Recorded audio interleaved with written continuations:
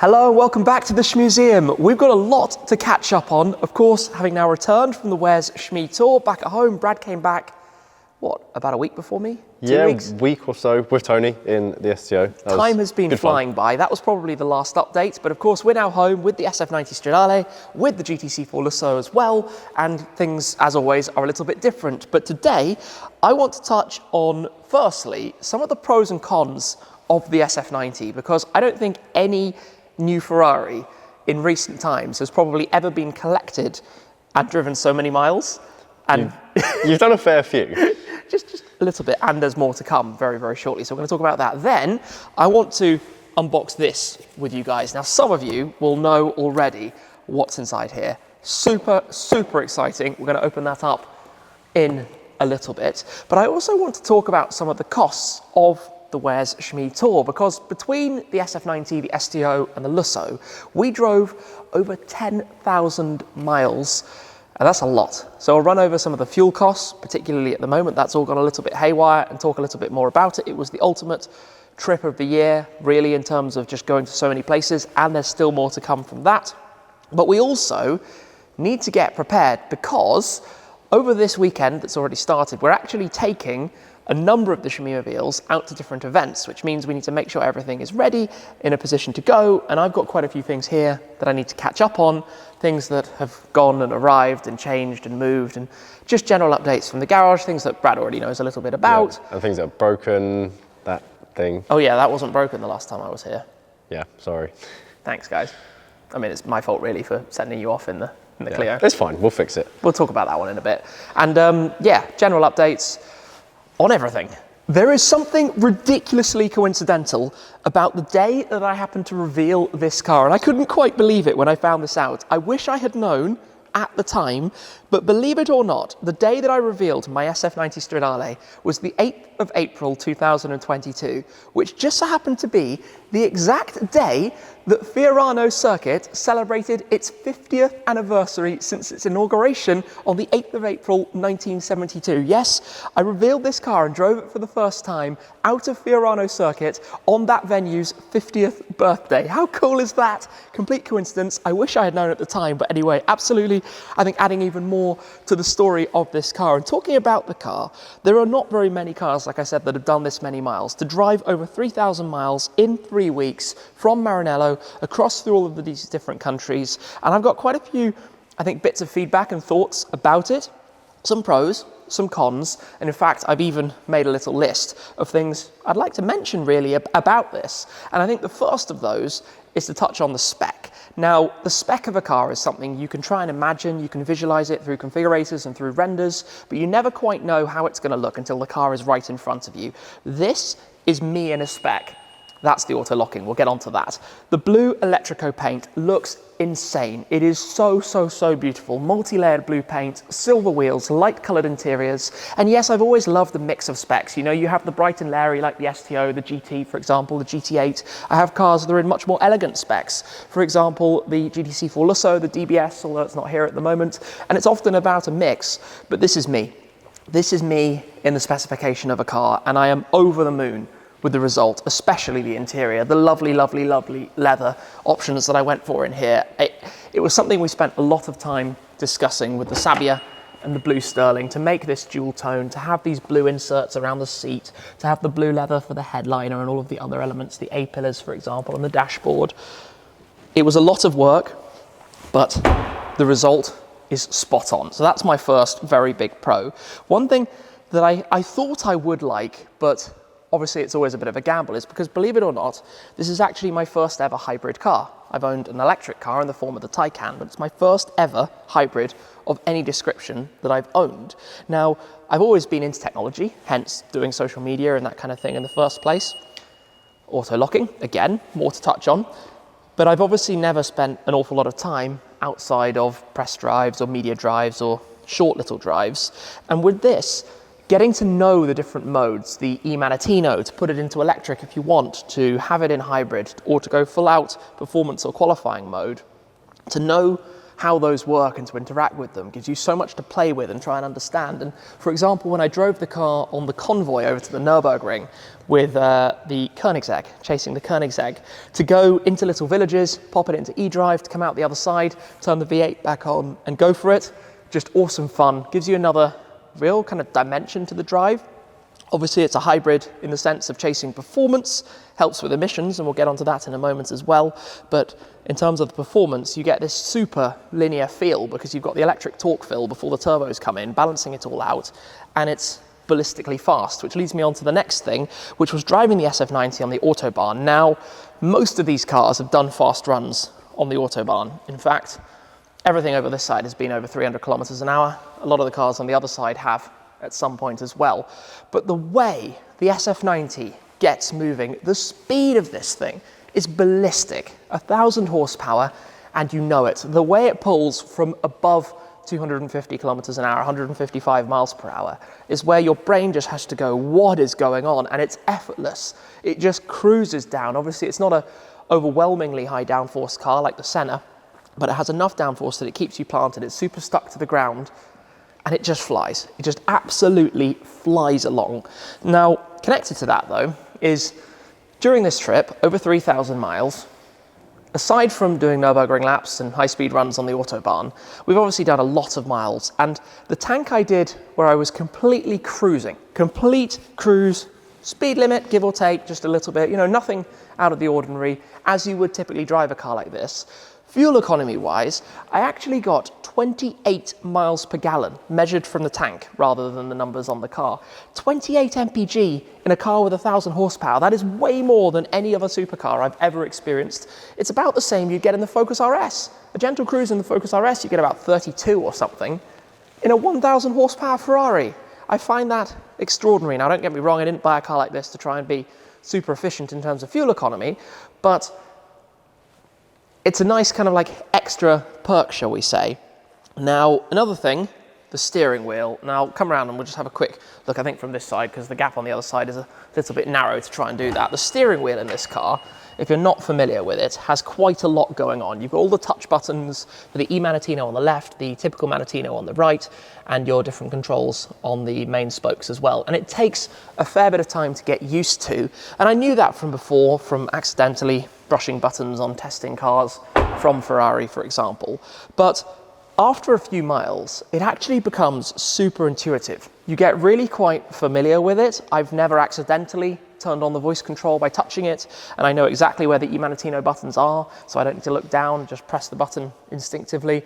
And when it becomes like that, it looks really smart, carbon, small airbag with all of the illuminated parts, and I like that steering wheel a lot more than I thought I was going to. Another thing that's auto lock, detecting a theme here. Another thing that's a little bit of a surprise is that I went into the car thinking this has absolutely no luggage space, it's going to be useless, I'm not going to be able to take anything with me. But there is a little bit more than I expected. You can use a bit the space behind the seats for small things, you're not going to fit an overnight bag or anything. And then also you have a bit of space, more than I expected, in the front. Pop this open. I'm not going to stand here and pretend this is a load of space, but you can at least fit one or two small bags in there, whereas previously I'd kind of written it off as impossible. So you can take at least something with you, whereas in the GT or the Senna, bit of a struggle to take anything anywhere. So in terms of positives, there are loads of them, lots of things that I've really enjoyed about the car, but of course there are some things that haven't been so great. So to touch on these a little bit, the first one is actually to do with the hybrid system. So when you start driving, instinctively or immediately it's in hybrid mode, you start driving on electric. At some point, the combustion engine is going to fire up, it's going to turn on. When it does so, that initial 30 seconds, 60 seconds is really rough because of course it runs the cold start sequence. So if you're putting your foot down gently, accelerating away, and the engine comes in, you get a little bit of this kind of clunking feeling, kind of diesel-esque. It needs a moment, so it's better to either run it to get it through the cold start while you're stationary, or at a traffic light, or when you're not accelerating, you know, if you're just cruising at 50 miles an hour or something. That's a little kind of odd thing I've noticed. Same if you've been driving in town for 20 minutes, 30 minutes, and it's gone on just electric, and then you want the engine to start again, it's exactly the same kind of feeling. So funny thing with that.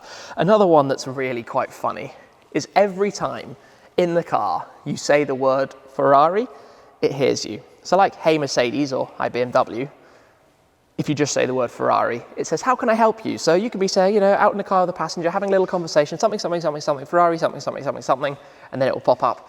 How can I help? It's like, go away. I don't want to hear that. You might be able to turn that off somewhere in the system.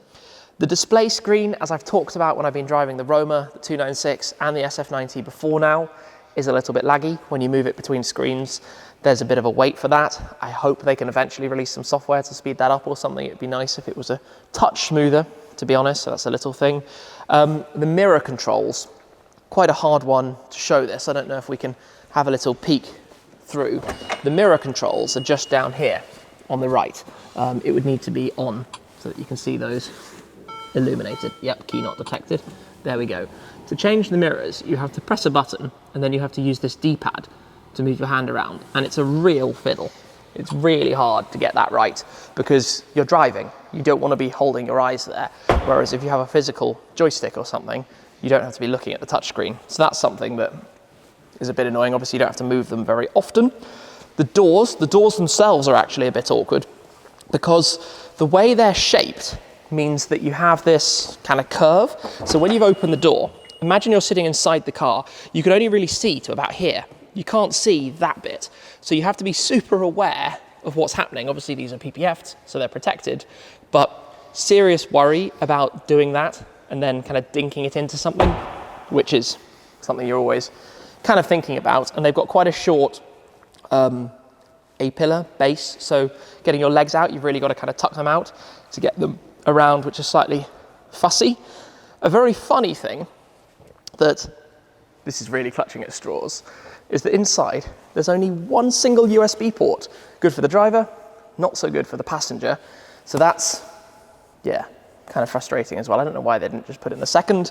And the last thing that I have to talk about with this is, of course, the fact that the car constantly locks itself. The walk-away locking, it's called, automatic door locking. There's no way to stop it other than making sure when you step out of the car, you press unlock to keep it unlocked, and then it will stay unlocked. Otherwise, it's always going to beep at you, lock itself, and there's no setting to turn that off, which I find really annoying because quite often I want to just leave a car unlocked. Anyway, that's quite a long list of the pros and cons, but I think it's good to give some feedback after doing quite so many miles with it. We need to open this up, so you guys haven't seen this. Some of you guys will know already at this stage exactly what's inside here. I mean, I know what's in there, but I've not seen it. Yeah, same. I'm quite excited. I've seen your one, Yeah. but this is our one, right? Let's reveal it then. So, here we go. Some 100,000 subscribers. Just how far have you come? If each of your subscribers were a light year, they could take you from one side of the Milky Way to the other. That's far. That's certainly far. That is quite far. I mean, yeah. This kind of gives it away. So I think at this stage, I actually would like to say thank you to everybody who's subscribing and supporting this channel, to you guys as well for being a big part of it, because this is super exciting. And yeah, let's reveal this. There it is. 100,000 subscriber silver play button from YouTube. I think that is going to take pride of place on a wall somewhere as soon as we've got the mezzanine built up. The Shmuseum. We're passing 100,000 subscribers. It's crazy to think about. There's actually a little dent at the top Just of it. saw that. We're going to have to get another one. God. Yeah. It happens. It's authentic. It is authentic. But, I mean, it might just be, you know, let's say a piece of metal and display ornament, but it's what that represents, and it's really cool because this channel isn't even a year old at this point, and, you know, 100,000.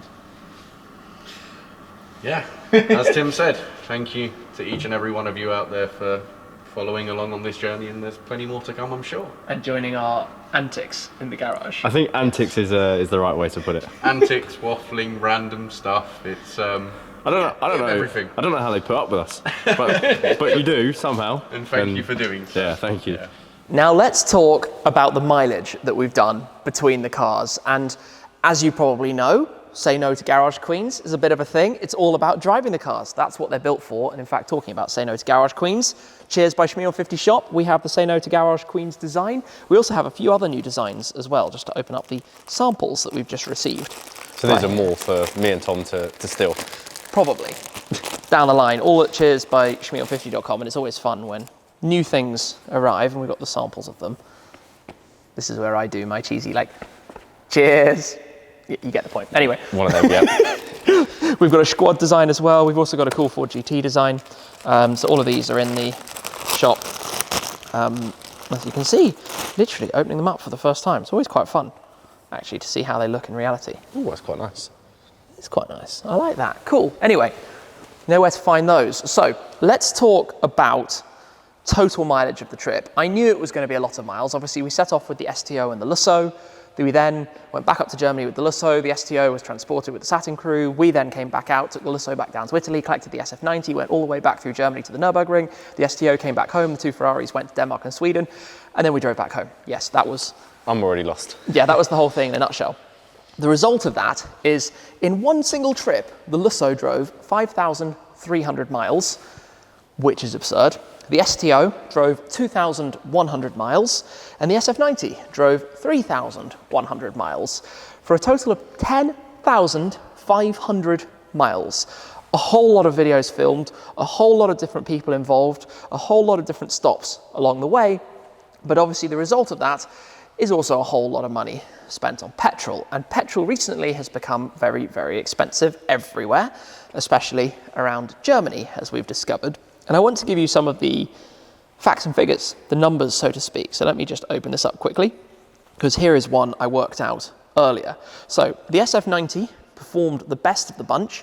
The 3,100 miles, 4,900 kilometers, did 19.1 miles per gallon on average, which was 1,284 pounds in petrol.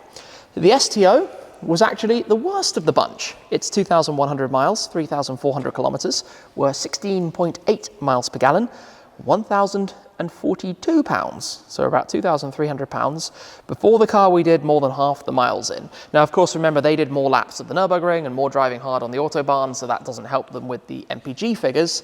The Lusso, with a massive V12, did 5,300 miles, about 8,500 kilometers, at 17 MPG, which means 2,769 pounds of petrol. That's a total of 5,095 pounds. That's a horrible number, but... It is, but it was a lot of fun. A lot of fun. The smiles were insane.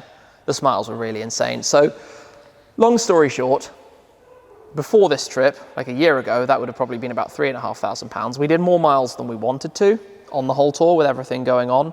And obviously that includes driving on the Autobahn and the Nürburgring. Now, one really interesting thing I find about all of this, which we don't talk about too often, is the carbon offset side of all of this. Obviously, driving around Europe doing lots of miles in cars with big combustion engines, it's interesting to try and offset some of the carbon emissions, because that's obviously a very big topic. Electric cars, pros and cons, better to drive, but not so good to produce. These cars have been produced, obviously creating a lot of carbon along the way then when you go and drive them.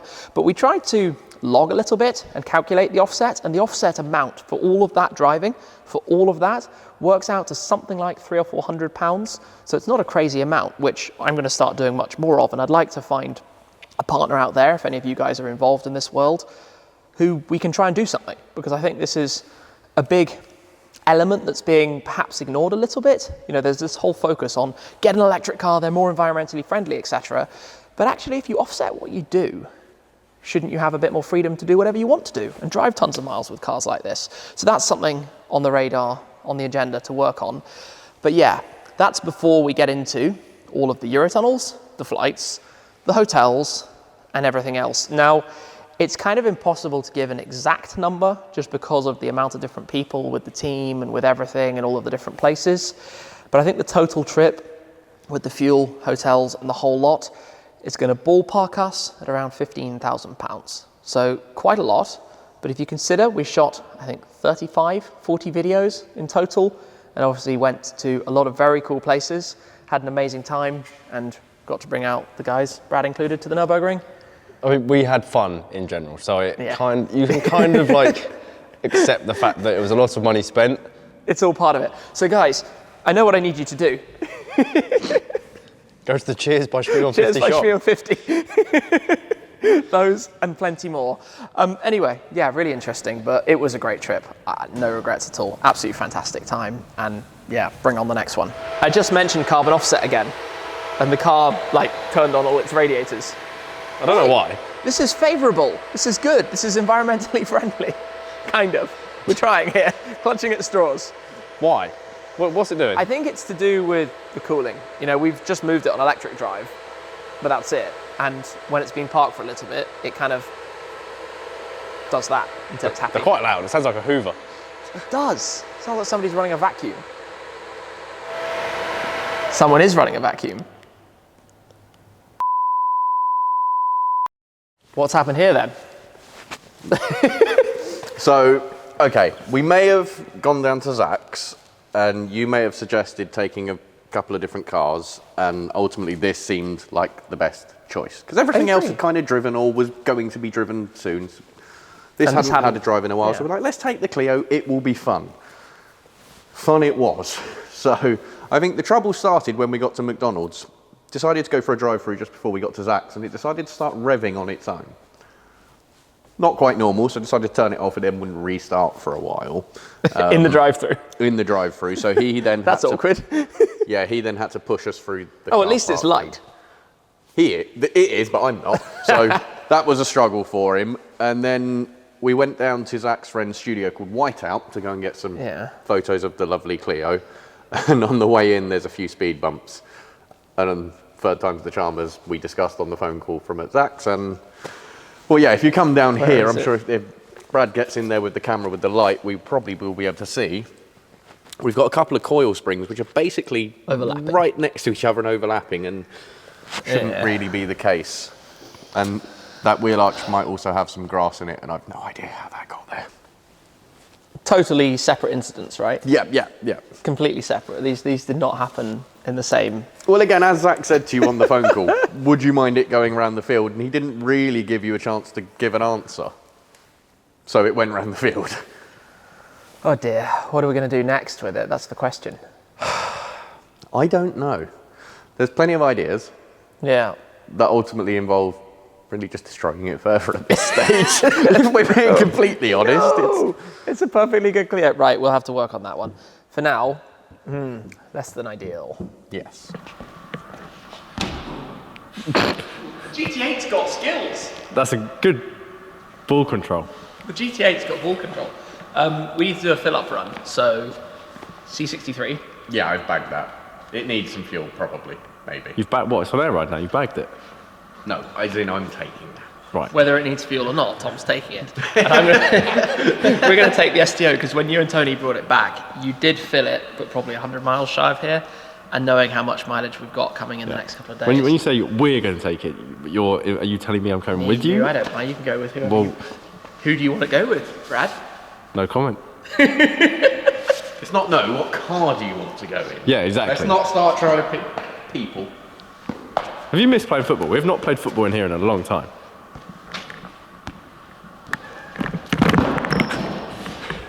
Nice. Right, let's get in that and go. First things first. Have to take off the C-Tech smart charger because of course we can't go anywhere with that still attached. Where's the thing? No, go on.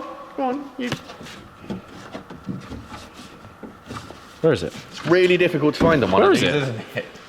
Wait, where is it? There we go.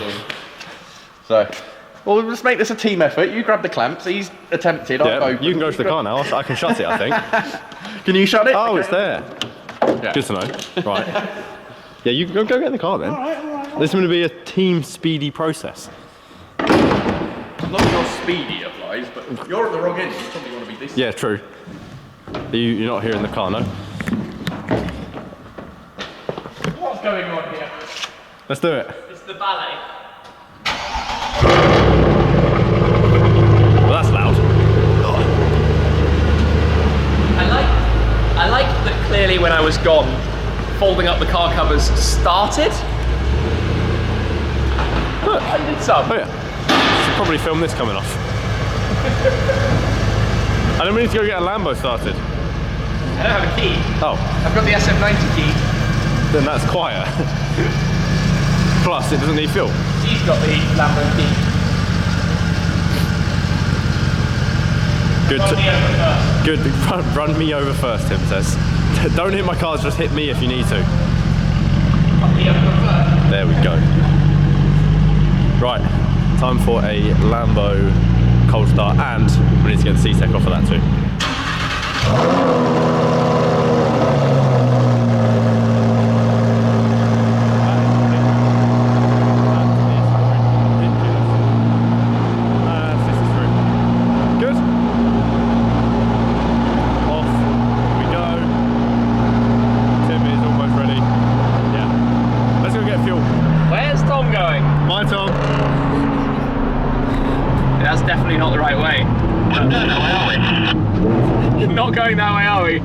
No, Tom. The reason we were coming this way was, of course, because we've got the rather lovely tunnel here. And it's amazing that when Tom's driving the C63, he forgot that. Because V10 and V8 together would sound pretty epic. Why am I not in Trofeo? There we go. I actually know why I wasn't in Trofeo. Because the ride is rough. So loud. Oh, we've still got the pillows in as well, which is great. Popcorn. Nice. It's just a shame we don't have that V8 in the past as well. But yeah, what can we do? Tom got lost. He'll find us eventually, hopefully. Behind us is Tom. He made it. We now have full tanks ready to head back to the museum. Yeah, he caught us up. Not too far behind. For us, it's back onto the motorway. And time to do the tunnel run properly with both cars. Yeah, as intended. The whole purpose of this right now.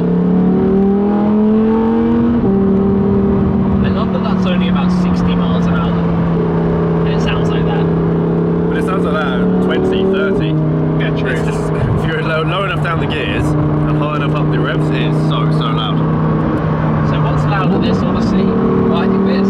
Probably this, yeah. This should be louder. Tunnel time.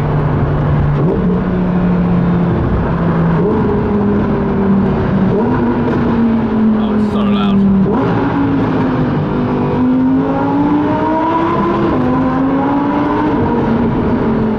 I thought he was going to come past. He's being very quiet.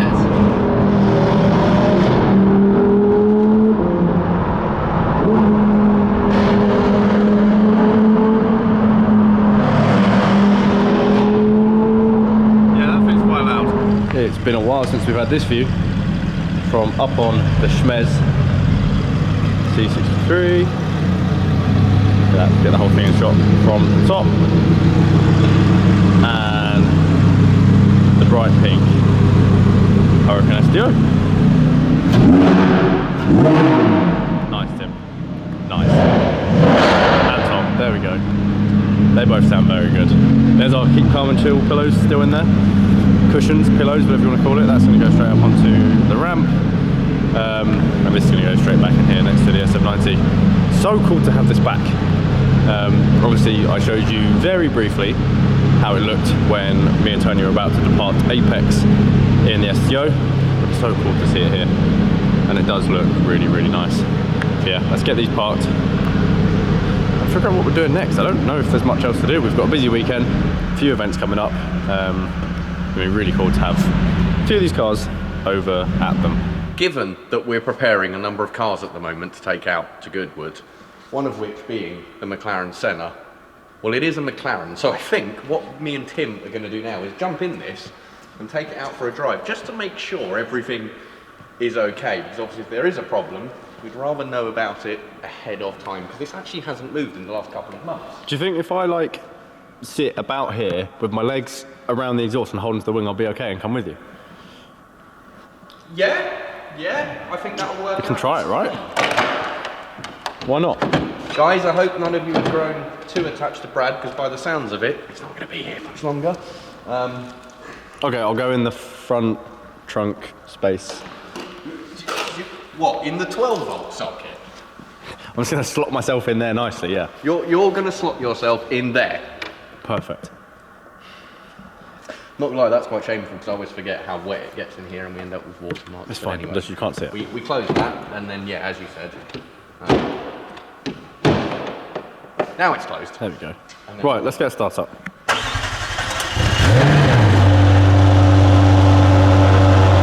I'm going to take this out for a run, double check it, and I think we're going to do the same with this as well. Travis is coming, these 4, down to Goodwood Supercar Sunday, which is going to be fun. And then on Monday, I think I've got tucked at the British Motor Museum with Leah Bath. So a few things this weekend, but these 4 heading over to Goodwood. That sounds like lots of knocks on the door. Hello? Oh, 2 strangers. 2 strangers. We departed by Senna. We've returned by Uber. That doesn't sound good. No, doesn't, does it? It's done what a McLaren does. It wasn't running right. Suspension, McLarens have very complicated hydraulic suspension. The suspension felt wrong as soon as we departed. Yeah. It was kind of, let's swing by the dealer. So we Swung by the dealer. swung by the dealer. They had a look and they were like, yeah, this isn't quite right. So with the plans to drive a lot of miles this weekend, to not damage anything further, we've left the car. The good news is that we can take another McLaren instead. First world In problems, theory. eh? In theory, we need to test that one. We're going to go and take that. What else for do a we run. need to test? Everything by the Ford GT. Just McLaren things. Long story Yeah. short, don't leave a car parked. Modern cars need to be driven. If you leave them parked, seals, pressures, hydraulic systems, complicated systems. You saying before anyone does accuse us of having garage no. queens, it moved a month and a half ago. It wasn't Oh, yeah, like yeah. a super long time. It hasn't. And obviously we say no to garage queens. Yes. It needed more. It needed a little bit more. Before that, it had some work. Remember, it was at the dealer having a service for a while. Anyway, forget it for now. Next. Yeah, it's a shame, but we'll make it work. Now it's time for a cold start of the 675 because I think we should probably make sure this one works okay before we replace the Senna with this for sure. So Well, it starts. it does. I'd like to say I don't think there's going to be a problem with this one. This is an incredibly reliable car for a McLaren, actually overall. So I think this will be fine. Let me go and get the shutter for him. Right, Tim, enjoy. You're back. This is good. This is back on its E-Tech, ready for the fun of Goodwood in place of the Senna. Yes, which is a bit of a Feedback to shame. you. But equally, this is probably just as good. I was going to say something else. It's just as good. That's not bad. I'm not complaining. So I'm going to take the GT. Hop, hop, keep it going. Wait, now? Yeah. Oh, okay. Bye. I'm going to take... There's nothing else. I'm gonna go with Tim, bye.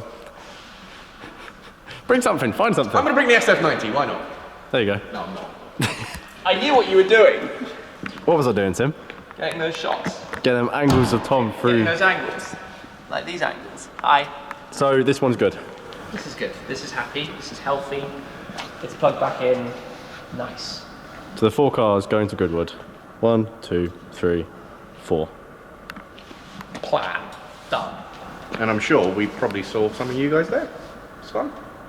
No? Will we see But you them? say happened yet. you say See them you say there. saw.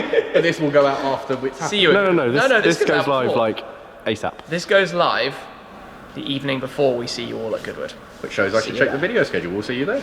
We did think about clickbaiting with the Senna. The Senna's broken, OMG, but it's not that bad and it will be back again pretty soon. In the meantime, it's good to be back home to have shared some more thoughts about the SF90, of course, things that I liked about it, things that I'm not so keen on with the car, and I think that's a big part of actually using all the cars, and I firmly believe that cars like these should be driven, should be used, and I love sharing these experiences, whether it's big road trips, whether it's high speed on the Autobahn, whether it's track days or the Nürburgring or something like that. And obviously the SF90 is going to be around for a while. It's going to do a whole lot of miles.